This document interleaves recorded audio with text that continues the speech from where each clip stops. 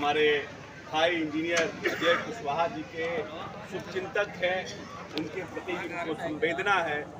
जो लोग लंबे समय से इनके साथ जुड़े हुए हैं इस गया जिला के बेलागंज के, क्योंकि अजय जी लंबे समय से संगठन पर काम किए हैं।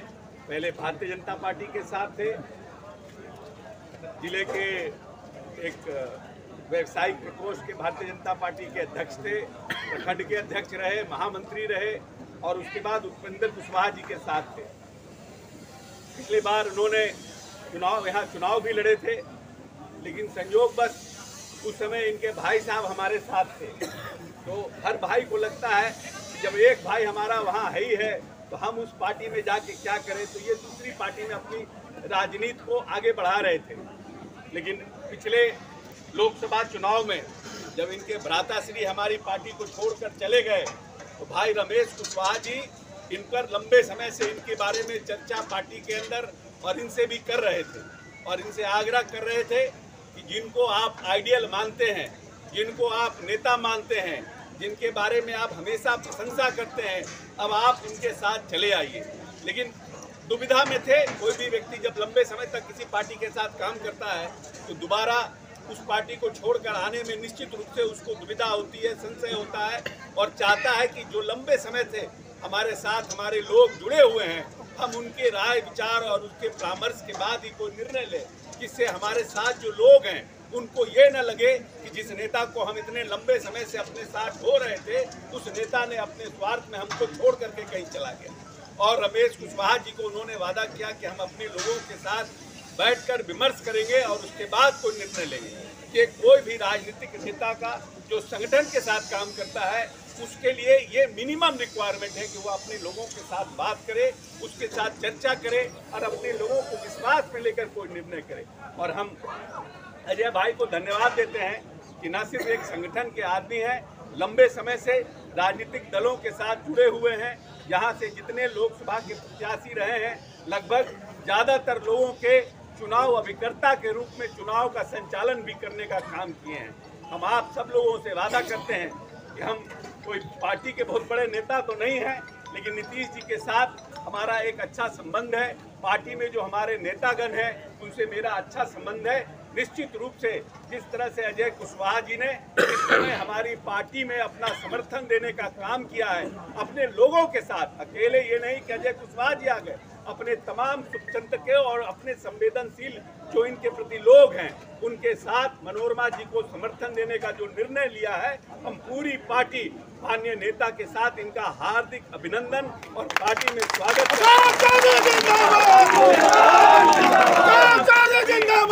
हम विश्वास दिलाते हैं कि आने वाले समय में अजय कुशवाहा जी को मगध में और शाहबाद में एक मजबूत नेता के रूप में उभारने का काम पार्टी पूरी ताकत से करेगी।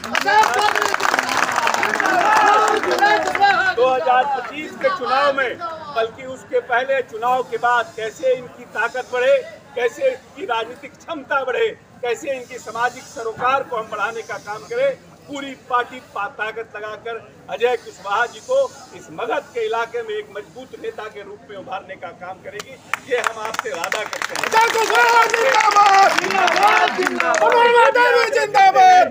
ये चुनाव बहुत कठिन चुनाव है।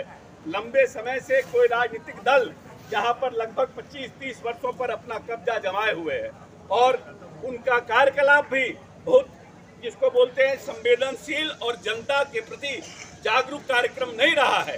इसीलिए हम लोगों ने मनोरमा देवी जी को, जो एक महिला है और माननीय नेता नीतीश कुमार ने हमेशा महिला सशक्तिकरण पर लंबा काम किया है और इस प्रदेश में न सिर्फ पंचायती राज व्यवस्था में आरक्षण का प्रावधान किया है बल्कि महिलाओं को इस प्रदेश की सरकारी नौकरियों में भी आरक्षण देने का काम किया है। और इस प्रदेश ने पूरे देश में बिहार अकेला राज्य है जहां पुलिस सेवा में सबसे ज्यादा महिला हमारे बिहार में है पूरे देश में। इसीलिए जो बिहार कभी 22,000 करोड़ का बिहार था, माननीय नेता ने जब ये बिहार की बागडोर संभाली थी तो यह बिहार 22,000 करोड़ के बजट का बिहार था और अपने 18-19 वर्ष के कार्यकाल में इसको 2,80,000 करोड़ कराने का काम माननीय नेता नीतीश कुमार ने किया है। जो पटना से गया आने में हमें 4 घंटा लगता था और पूरा कमर टूट जाता था, गाड़ी का अंचर पंचर ढीला हो जाता था। आज 1.5 घंटा में हम गया पहुंचने का काम कर रहे हैं। पूरे बिहार में चाहे वो नल जल हो, चाहे हर घर बिजली हो, चाहे मूलभूत संरचना का विकास हो, माननीय नेता ने इस प्रदेश में काम किया है।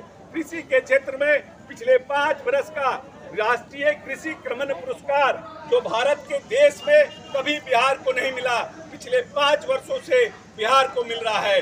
धान में हमने उत्पादन दुगना किया है, मक्का में हमने उत्पादन दुगना किया है, गेहूं में हमने उत्पादन दुगना किया है, तिलहन के क्षेत्र में हमने 1.5 गुना उत्पादन को बढ़ाने का काम किया है। और सब्जी के क्षेत्र में भी हमने कृषि रोड मैप 1, कृषि रोड मैप 2, कृषि रोड मैप 3 ला करके बिहार के किसानों को संपन्न करने का काम किया है।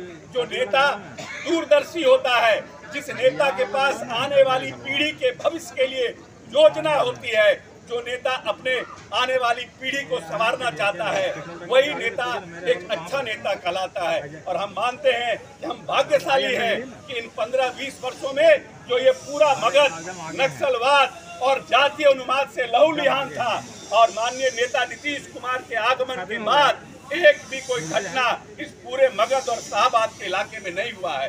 न कोई नक्सल घटना हुई है, न कोई जातिवादी घटना हुई है, क्योंकि माननीय नेता ने पंचायती राज व्यवस्था में ऐसे आरक्षण का प्रावधान लागू किया, अनुसूचित जाति जनजाति के लिए आरक्षण दिया, महिलाओं को आरक्षित किया।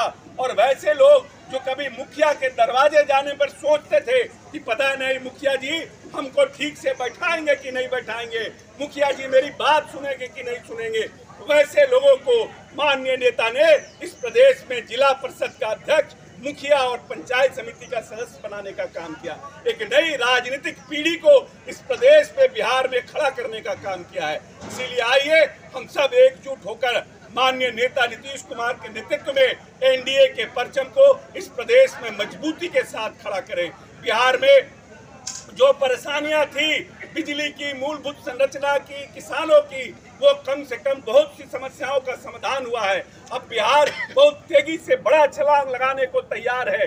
इसीलिए आइए, जिस नेता ने इतना बड़ा प्लेटफॉर्म को तैयार किया है, उस नेता को इस बार मजबूती से ताकत देके और एक बड़े छलांग का बिहार जो तैयारी कर रहा है उसमें अपनी आहुति देने का काम कीजिए और मनोरमा देवी जी को भारी बहुमत से जिता करके विधानसभा भेजने का काम कीजिए। बहुत बहुत धन्यवाद। और आप सभी भाइयों का तहे दिल से हम धन्यवाद देते हैं। और खास करके पिछले विधानसभा और लोकसभा में कुशवाहा भाई हम लोगों से नाराज थे और बहुत से वोट हमारा बिखर गया था। हम हाथ जोड़ के आपसे आग्रह करते हैं, जो नेता ने अपने खून पसीने से इस बिहार को बनाने का काम किया है, उसको छोड़ने का काम आप लोग मत करिए।